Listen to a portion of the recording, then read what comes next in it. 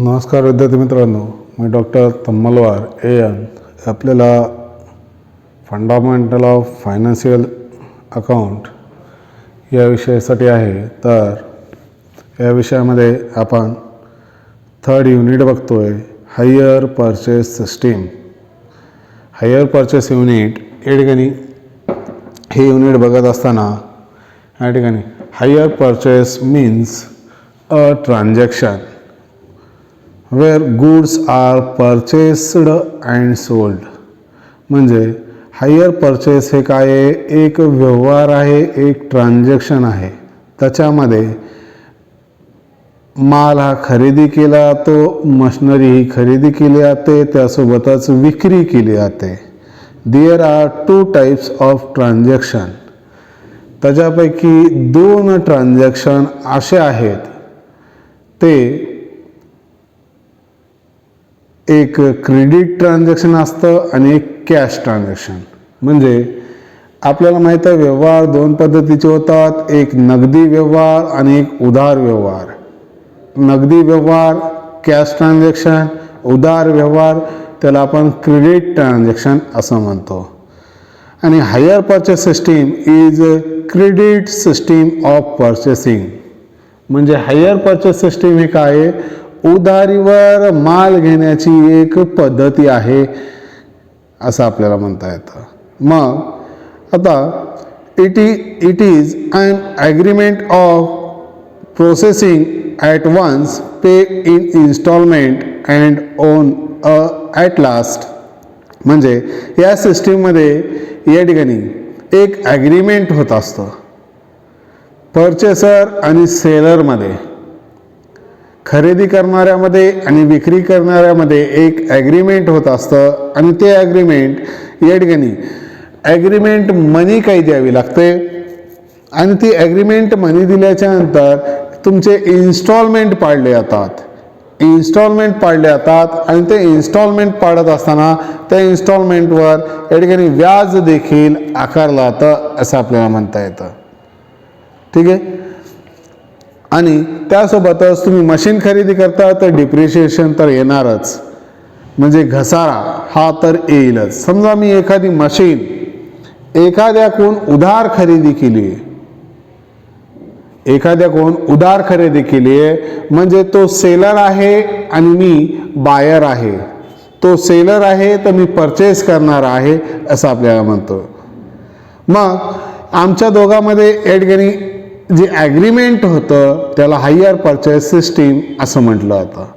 मग hire purchase सिस्टीममध्ये या ठिकाणी साधारणतः इन्स्टॉलमेंट पाडले जातात, काही ॲग्रीमेंट मनी असते. ॲग्रीमेंट मनी म्हणजे हां चला 5 लाखाची मशीन आहे, मी सुरुवातीला 2 लाख रुपये देतोय, ठीक आहे, किंवा जे काय अगोदर रक्कम दिली जाते त्याला ॲग्रीमेंट मनी असं म्हटलं जातं. आणि शक्यतो ही ॲग्रीमेंट मनी इंटरेस्टची घेतली जाते. म्हणजे त्याचं टोटल इंटरेस्ट याच ठिकाणी 5 लाख मी 5 वर्षामध्ये परतफेड करणार आहे, तर त्याचं 5 वर्षाचं व्याज किती होतं तेवढं इन्स्टॉलमेंट म्हणून या ठिकाणी पहिल्यांदा ॲग्रीमेंट मनी घेतलं जातं आणि पुन्हा इन्स्टॉलमेंट पाडले जातात विथ इंटरेस्ट. विथ इंटरेस्ट या ठिकाणी इन्स्टॉलमेंट पाडले जातात असं आपल्याला म्हणतात.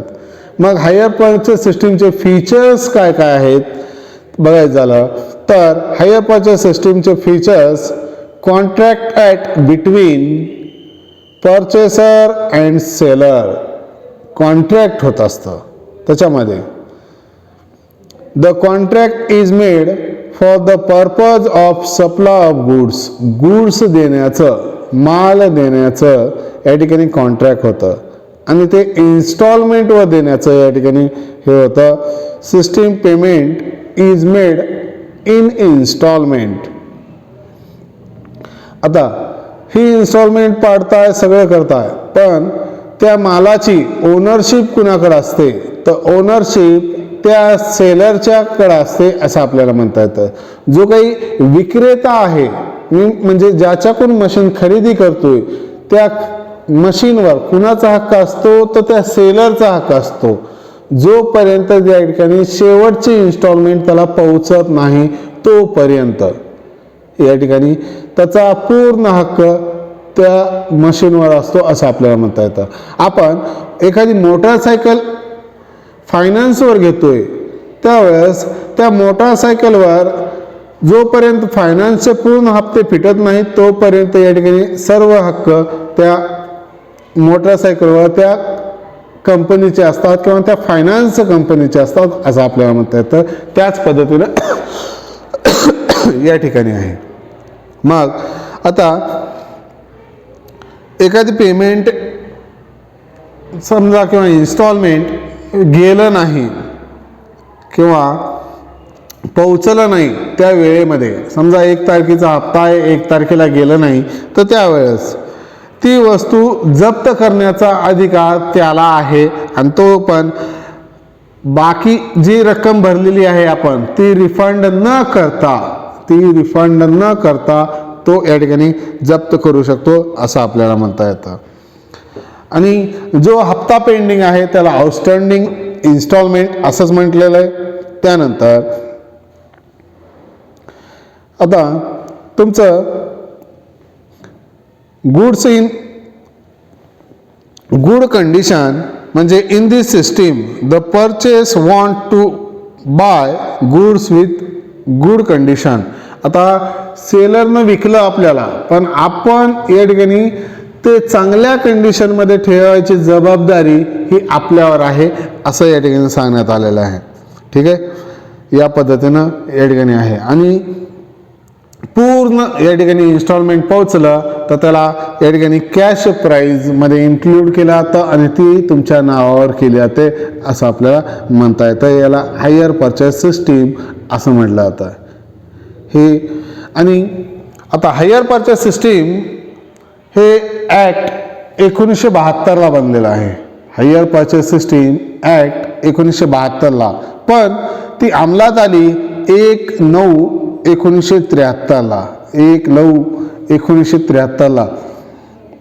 आता आणि हे अंमलात आली ऑल इंडिया फक्त वगळून जम्मू काश्मीर वगळून या ठिकाणी हायर परचेस सिस्टीम अंमलात आली होती असं आपल्याला म्हणता येतं 1/9/1973ला. ठीक आहे. आता सेक्शन 2 काय सांगतं तर सेक्शन 2 सांगतं hire purchase agreement means an agreement under which goods are let on hire. म्हणजे हायर परचेस सिस्टीम सांगतं गुड्स या ठिकाणी देण्याचं या ठिकाणी काम हे हायर परचेस सिस्टीम करत असते या पद्धतीने सांगण्यात आलेलं आहे. ही झाली थेअरी. ठीक आहे, हायर परचेसची. आता हायर परचेसमध्ये तुम्हाला विचारलं जातं काय तर एक सेलरचं अकाउंट, ठीक आहे, एक बायरचं अकाउंट. सेलरच्या पुस्तकामध्ये या ठिकाणी मशीन अकाउंट काढा म्हणतील किंवा बायरच्या पुस्तकामध्ये मशीन अकाउंट काढा म्हणतील.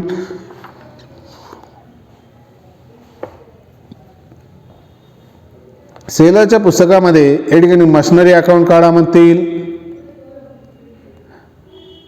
त्यानंतर डिप्रिशिएशन अकाउंट काढा म्हणतील. त्यानंतर कसं असतं याच्यामध्ये एक जर्नल एंट्रीज विचारतात एक परचेस करणाऱ्याच्या पुस्तकामध्ये आणि दुसरं या ठिकाणी सेल्स करणाऱ्याच्या पुस्तकामध्ये या ठिकाणी जर्नल एंट्रीज करा असं विचारलं जातं. ठीक आहे. त्यानंतर विचारलं जातं जो परचेस करणारा आहे म्हणजे बायर जो आहे त्या बायरच्या पुस्तकामध्ये मशिनरी अकाउंट काढा म्हणतात, सेलरचं अकाउंट काढा म्हणतात. त्यानंतर या ठिकाणी इंटरेस्ट अकाउंट काढा म्हणतात, डिप्रिशिएशन अकाउंट काढा म्हणतात. आणि पुन्हा आणखीन विचारायचं झालं तर या ठिकाणी जे सेलर आहे त्या सेलरच्या पुस्तकामध्ये देखील अशा पद्धतीची वेगवेगळे अकाउंट्स काढा म्हटले जातात. ठीक आहे. मग आता हे अकाउंट्स काढायचे असतात आणि जर्नल एंट्रीज करायचे तर त्या जर्नल एंट्रीज आपल्याला कोणत्या क्रमाने येतात हे 100% पाठ पाहिजे, तरच या ठिकाणी आपल्याला सोडवता येतं, अन्यथा सोडवता येत नाही.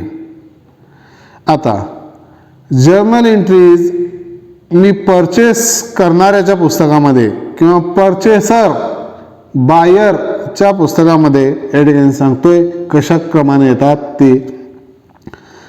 पहिली एंट्री येते ॲग्रीमेंट ड्यूची, ॲग्रीमेंट ड्यूची. मग ती एंट्री आहे assets account DR to vendor account, assets account DR to vendor account. ठीक आहे. मग पहिली ॲग्रीमेंट ड्यू, ॲग्रीमेंट होतं आणि आपण ड्यू होतो तो ॲग्रीमेंटचा, त्याच्या वेळेस ती असेट्स आपल्याकडे येते. म्हणजे मी परचेसर आहे, मी बायर आहे समजा, खरेदी करणारा, आणि तुम्ही विक्री करणारे आहात, तर त्यावेळेस आपल्यामध्ये ॲग्रीमेंट होतं.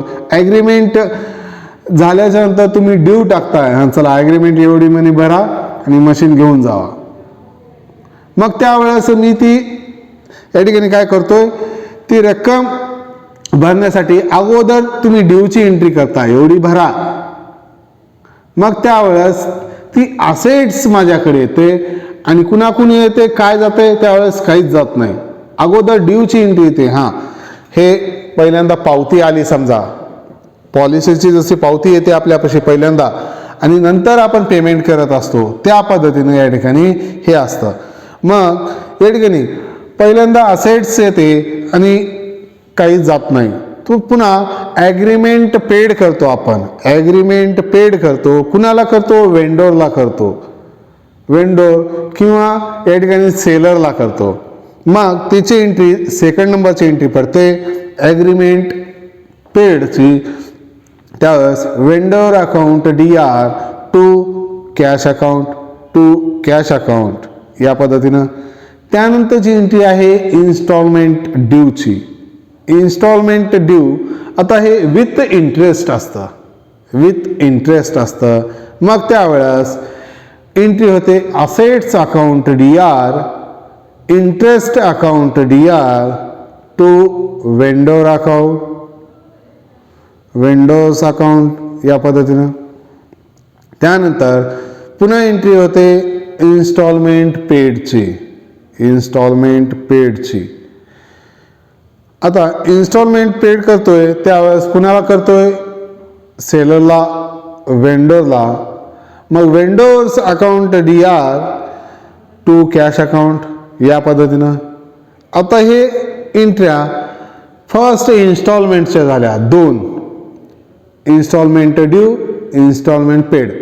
आणि ॲग्रीमेंट ड्यू आणि ॲग्रीमेंट पेडची फक्त एक एंट्री होती. हां इन्स्टॉलमेंटच्या पण ड्यूची आणि रिसीवची किंवा पेडची, ड्यूची आणि पेडची ही एंट्री होते. आता ते वर्षानुसार या ठिकाणी वाढत जाते.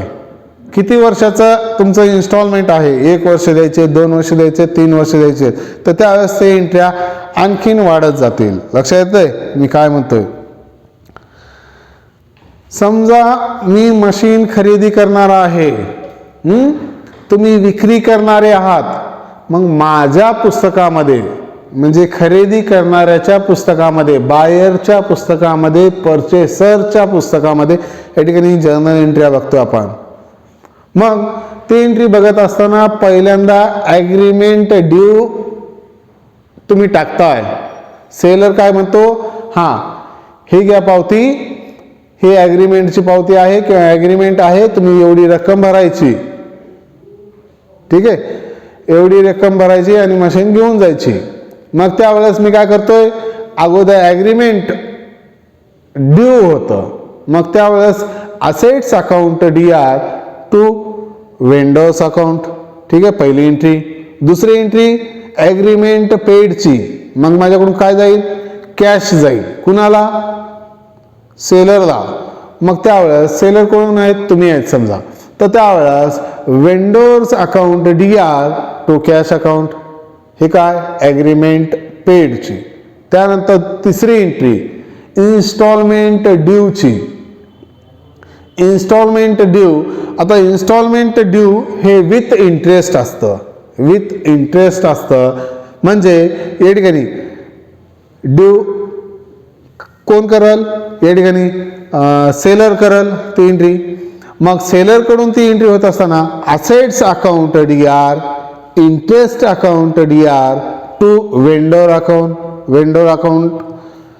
ठीक आहे, या पद्धतीनं. आणि चौथी एंट्री होते इन्स्टॉलमेंट पेडची. मग कुणाला पेड करतोय मी, सेलरला करतोय, वेंडर्सला करतोय, म्हणून vendors account DR to cash account. या पद्धतीने या ठिकाणी एंट्री होते. आता ही इन्स्टॉलमेंट जेवढे आहे तर तेवढी एंट्री या ठिकाणी वाढते. म्हणजे 1 नंबरची एंट्री आणि 2 नंबरची एंट्री कॉमन, एकदा झाली की पुन्हा रिपीट होत नाही. पण 3 नंबर आणि 4 नंबरची एंट्री ही कंटिन्यू या ठिकाणी वाढत जाते, जेवढे इन्स्टॉलमेंट आहेत तेवढे. ठीक आहे, सेकंड इन्स्टॉलमेंटला सेकंड इन्स्टॉलमेंट ड्यूची एंट्री, पुन्हा पेडची एंट्री. पुन्हा थर्ड इन्स्टॉलमेंट असेल, थर्ड इन्स्टॉलमेंट ड्यूची एंट्री आणि पुन्हा पेडची एंट्री. या पद्धतीनं. ठीक आहे, त्यानंतर डिप्रिशिएशन चार्जड ऑन असेट्सची एंट्री होते. Depreciation charged on assets, depreciation charge करावा लागतो त्या वर्षातच बरं का. इन्स्टॉलमेंट फर्स्ट वर्षात असेल म्हणजे 2 नंबर, म्हणजे 1 नंबर, एक मिनिट हा,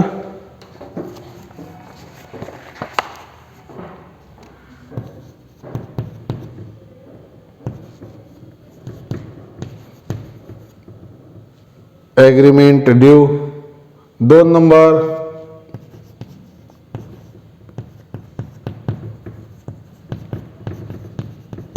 पेड 3 नंबर, इंस्टॉलमेंट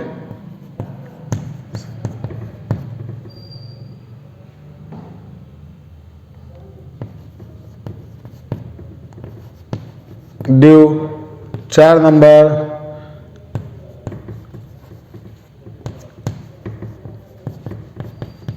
पेड. त्यानंतरची एंट्री होते 5 नंबर, डिप्रिशिएशन चार्ज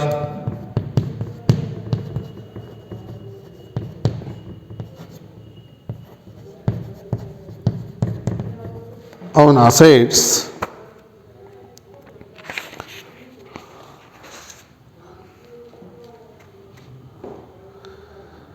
आणि 6 नंबरची एंट्री होते when closing DEP and interest account. ठीक आहे, हे पहिल्या वर्षात येतं सर्व, फर्स्ट इयर मध्ये.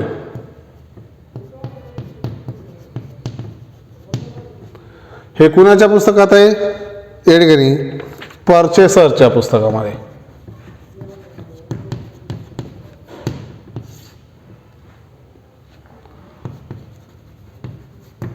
ठीक आहे, परचेसरच्या पुस्तकामध्ये. आता समजा 2 वर्षाचं इन्स्टॉलमेंट ठरलंय, 3 वर्षाचं ठरलंय, तर पुन्हा हे एंट्र्या पुन्हा रिपीट होणार. म्हणजे सेकंड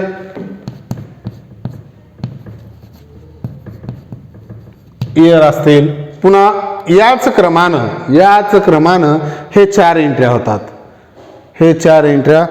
होतात. ठीक आहे, तुमच्या स्क्रीनवर या एंट्र्या दिसतील, त्या बघायच्या आणि व्यवस्थित पाठ करून घ्यायच्या. ठीक आहे, हे परचेसरच्या पुस्तकामध्ये झालं. आता सेलरच्या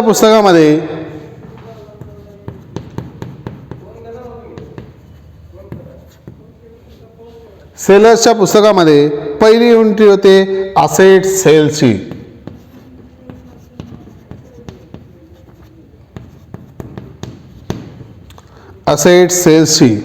मग या ठिकाणी एंट्री काय होते, hire purchase account DR to sales account, hire purchase account DR to sales account total cash price मध्ये असेल तर, कॅश प्राईज मध्ये असेल तर, हे कॅश प्राईज मध्ये असेल तरच होतं. ठीक आहे. 2 नंबरची एंट्री होते या ठिकाणी ॲग्रीमेंट रिसिव्हची. हे ॲग्रीमेंट ड्यूची आहे समजा आणि ॲग्रीमेंट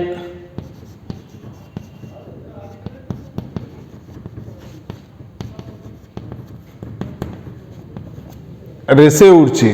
ॲग्रीमेंट रिसिव्हची एंट्री होते cash account DR to hire purchase account. Hire purchase account म्हणजे कुणाचं अकाउंट? परचेसरचं अकाउंट. परचेसर किंवा जो खरेदी करणार आहे त्याचं अकाउंट.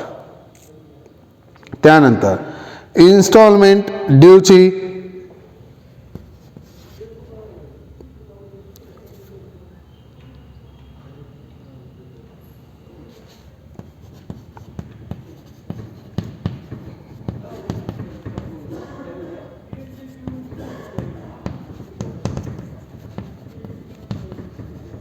With interest.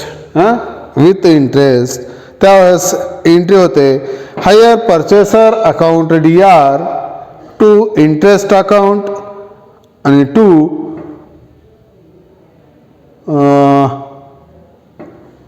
एक मिनिट एकच मिनिट.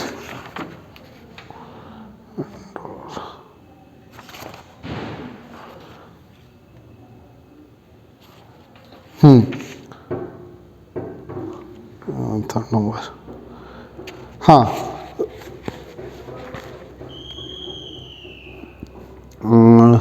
थर्ड नंबरची एंट्री होते या ठिकाणी इंटरेस्ट ड्यूची. ड्यूची इंटरेस्ट ड्यूची एंट्री होते hire purchase account DR to interest account आणि 4th नंबरची एंट्री होते इन्स्टॉलमेंट रिसिव्ह.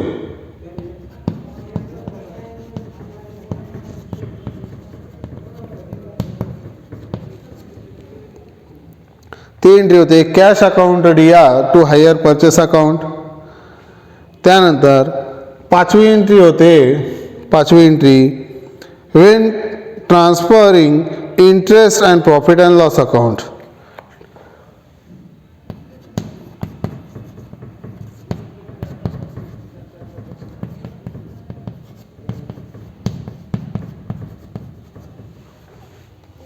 आता या ठिकाणी याची एंट्री 5व्या नंबरची होते इंटरेस्ट ट्रान्सफर करायचे कुठं? P&L अकाउंटला. त्याची entry interest account DR to profit and loss account. आणि 6वी एंट्री होते या ठिकाणी क्लोज द सेल्स अकाउंट.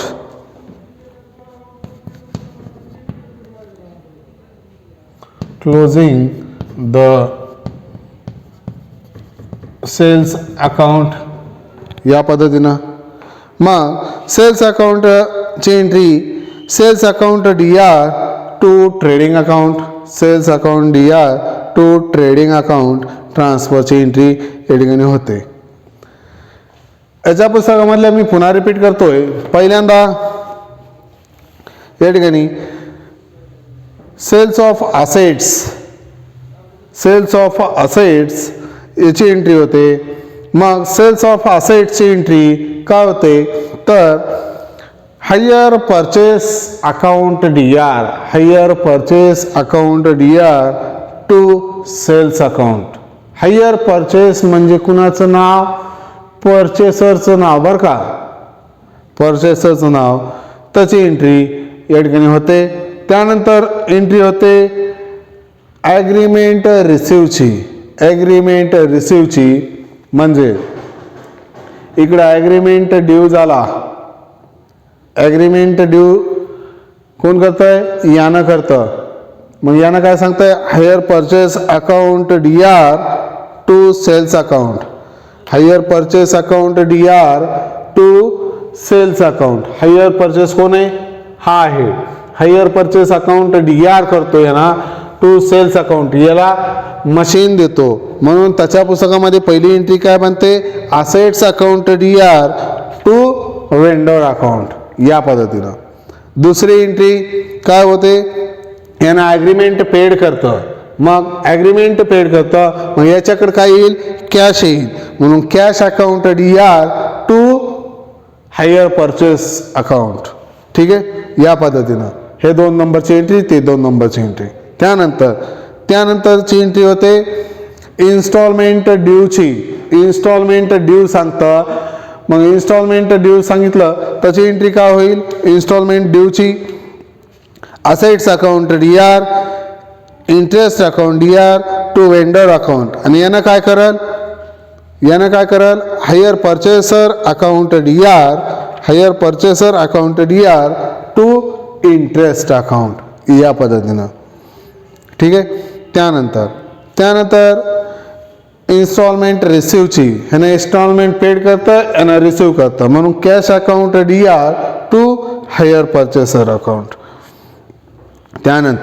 त्यानंतर इकडे डिप्रिशिएशन चार्ज केलंय, इकडे इंटरेस्ट ट्रान्सफर केलंय P&L अकाउंटला. ठीक आहे, मग interest account DR to P&L account.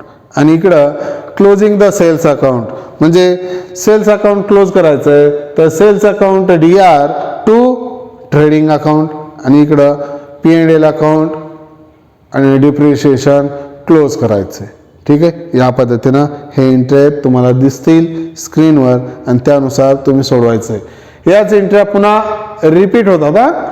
या एंट्र्या जसं तिकडं आहे सांगितलंय तसंच एंट्र्या, ह्या 4 एंट्र्या पुन्हा रिपीट होत जातात, जेवढे इन्स्टॉलमेंट आहेत तेवढे. ठीक आहे, या पद्धतीनं आहे. प्रॉब्लेम घेताना तुम्हाला कळून जाईल. ठीक आहे, धन्यवाद.